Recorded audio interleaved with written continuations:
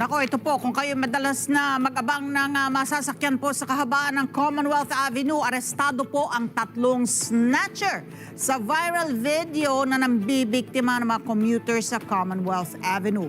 Modus ng mga suspect nagpapanggap po ng mga pasahero upang hindi paghinalaan ng mga biktima. Detalye sa report ni Mar Gabriel.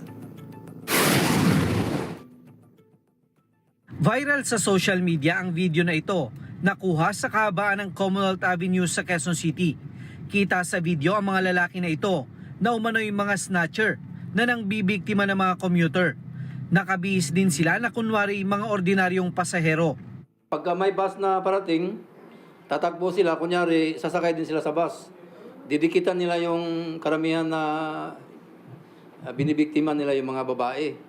So pag kunyari umaakyat, tapos yung isa nasa baba, pipigilan yung isa, didikitan yung isa. Tapos pagka yung isang biktima ay nakaramdam, sisitahin yung isa. Kasi may hawak din po yan sila ng mga kutsilyo para gugulatin yung mga bibiktimahin nila. Kahapon, natsyempohan sila ng mga operatiba ng CIDG matapos magreklamo ang isa nilang biktima.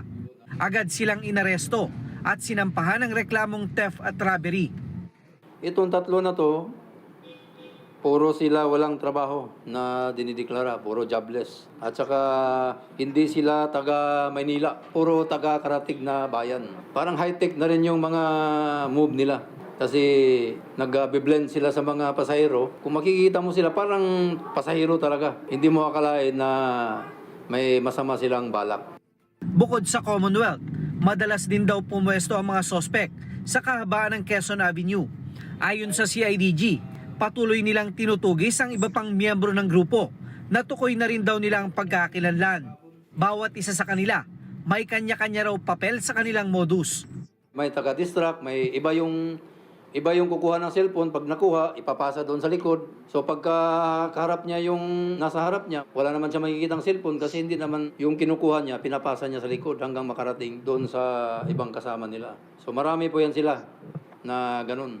Hinikayat ng CIDG ang iba pang mga naging biktima ng mga sospek na dumulog sa kanilang tanggapan para maghain ng karagdagang reklamo.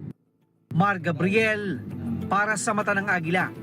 Matatag, matapang, matapat.